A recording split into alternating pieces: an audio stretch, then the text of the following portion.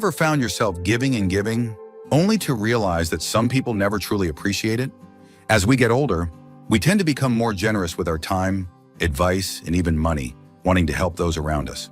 But the hard truth is that not everyone deserves your kindness. Some people will drain your energy, take advantage of your generosity, and leave you with nothing in return. In this video, we're going to talk about 4 types of people you should never help in your old age. These are the individuals who will use your goodwill against you, making you feel obligated, guilty, or even financially strained. The worst part, they often disguise their intentions so well that you may not even realize it until it's too late. If you want to protect your peace of mind, financial security, and emotional well-being, you need to know who to avoid helping, no matter how much they beg, plead, or try to convince you otherwise. Stay tuned until the end because these 4 types might just change the way you see certain people in your life, and knowing how to handle them can save you from years of stress and regret. Now let's get started. Number 1, the chronic taker. Some people in life have a habit of always taking but never giving back. They come to you when they need something, whether it's money, time, or favors. But the moment you need support, they're nowhere to be found. These are the chronic takers, and if you're not careful, they'll drain you of your resources without a second thought. At first, they may seem like they genuinely appreciate your help. They thank you, they act grateful, and they promise they'll repay the favor someday. But time passes and you start to notice a pattern. They never offer to help you in return. They never check in on you unless they need something. And when they do reach out, it's always about what you can do for them, not the other way around. One of the biggest mistakes older adults make is assuming that helping someone repeatedly will eventually change them. You might think, if I just give them one more chance, maybe they'll finally get back on their feet. But chronic takers don't operate that way. They see kindness as a weakness to exploit, not as something to appreciate. Take Joe, a 72-year-old retired carpenter. His younger cousin, who had always struggled with money, frequently came to him for loans. Every time the cousin had an excuse. He lost his job, his car broke down, he had unexpected bills. Joe, being generous, kept helping, thinking he was doing the right thing. But years passed and nothing changed.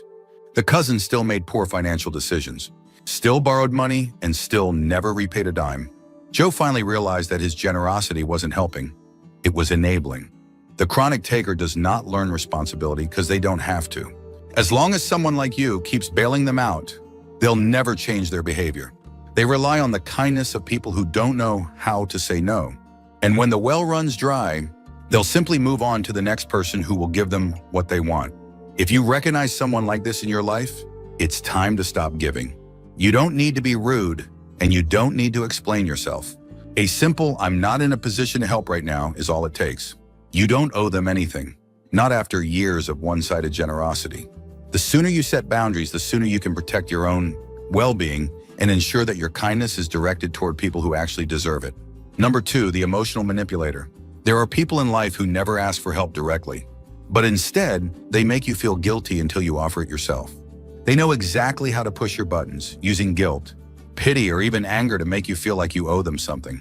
These people are emotional manipulators, and if you're not careful, they can make you feel responsible for their happiness, their struggles, and even their failures. You might recognize them, by the way. They frame every conversation around their suffering. They don't say, "Can you help me?" Instead, they sigh heavily and say, "I don't know what I'm going to do," waiting for you to step in and offer a solution. They drop hints about their problems, act as if they're overwhelmed, and make you feel selfish if you don't step in. And if you do try to say no, they suddenly turn cold, act disappointed, or even lash out, because to them, your boundaries are nothing more than obstacles to getting what they want.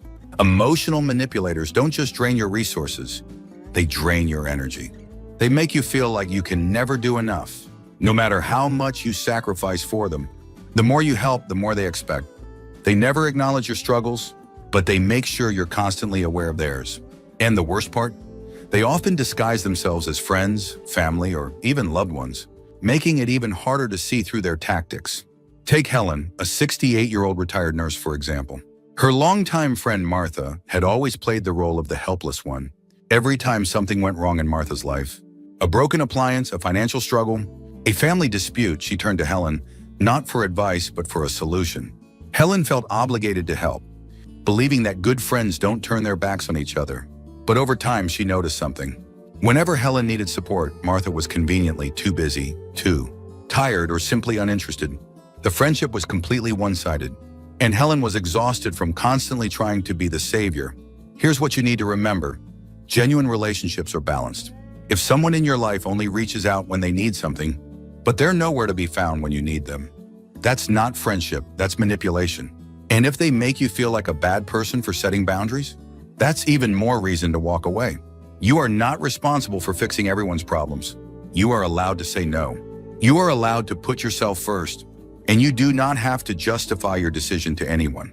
The people who truly care about you will respect your boundaries, and the ones who don't, they were never really in your corner to begin with. If you're still watching this video and finding these insights valuable, please comment number 2 below to let me know you're here. And if you haven't subscribed yet, I recommend you subscribe and turn on the bell so you don't miss any videos. Your support helps us continue creating good content to inform and inspire you. Now let's move forward. Number 3, the reckless spender. Money can be a sensitive topic, especially when it comes to family and close friends. Many older adults feel a sense of responsibility to help those they care about, especially if a loved one is struggling financially. But there's a difference between helping someone who is going through a tough time and bailing out someone who consistently makes bad financial decisions. If you're not careful, the wrong person can drain your savings and leave you in a vulnerable position, all while continuing their reckless habits. The reckless spender is the person who always seems to be in a financial crisis, but never learns from their mistakes. They live beyond their means, rack up debt, and make impulsive purchases, yet every time they run out of money, they expect you to step in and fix it. They might tell you it's just this once, but as soon as you help them, they find a way to end up in the same situation again. At first, their requests might seem reasonable. Maybe they ask for help with rent after losing a job. Maybe they say they just need a little support to get back on track. But over time, the pattern becomes clear. Their financial problems are not due to bad luck. They are due to bad decisions.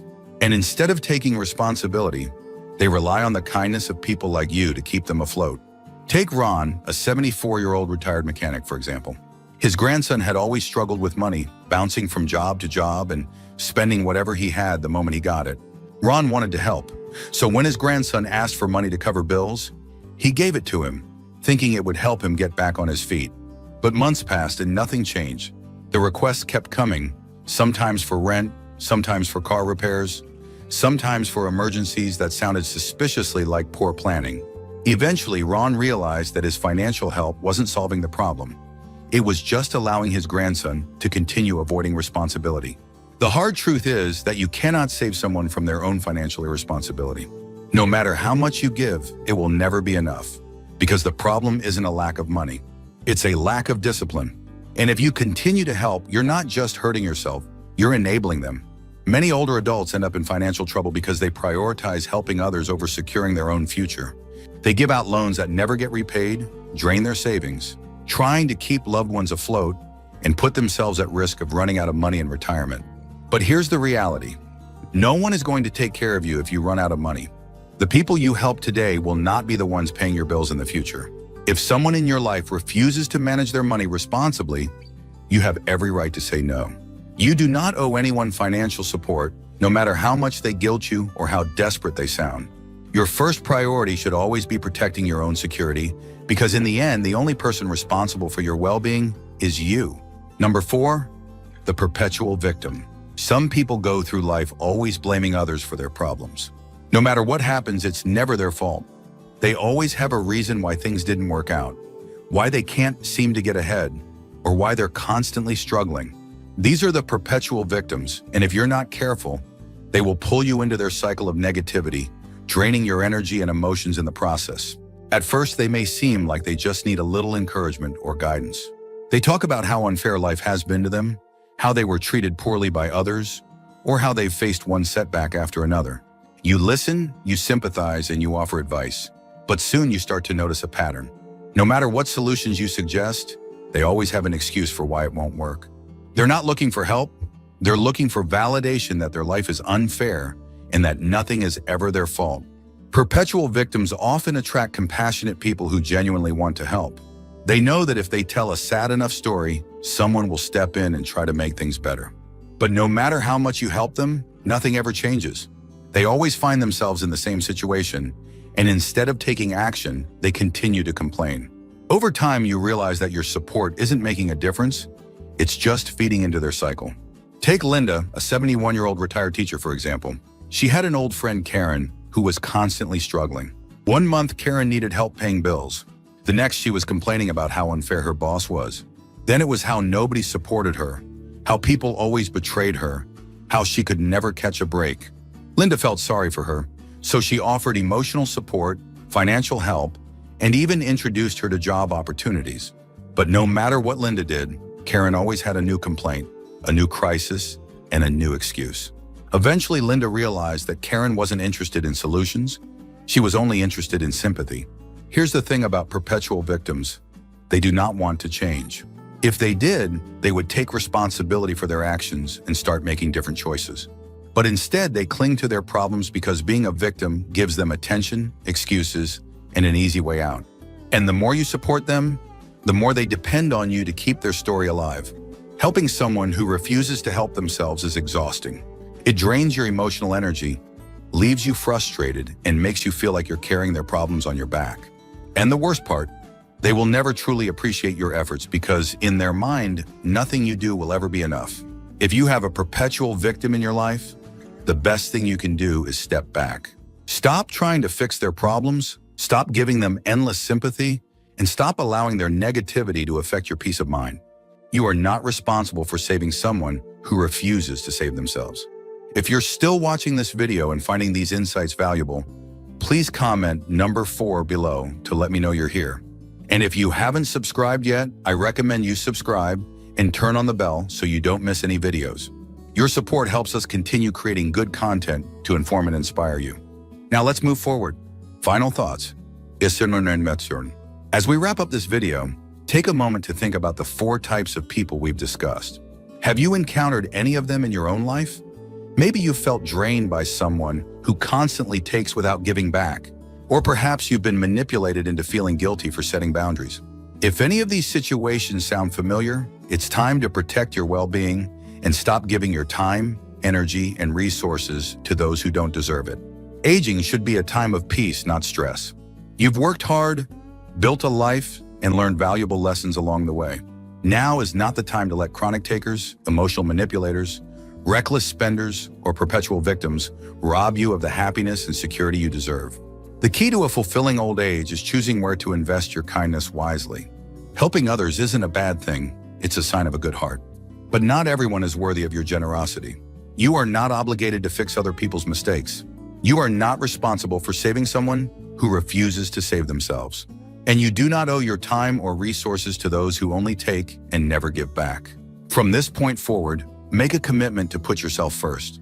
Surround yourself with people who appreciate you, respect your boundaries, and add value to your life. Your time is precious. Spend it wisely. Thank you for joining us today. We'd love to hear from you. Leave a comment below and share one thing you learned today and how you plan to use it in your life. Your thoughts are important to us, so don't hesitate to share them. Reading your comments gives us great motivation and encouragement. If you enjoyed this video and found it helpful, please like, subscribe, and share. Your support helps us continue creating good content to inform and inspire you. Thanks for watching, and we look forward to seeing you in the next video.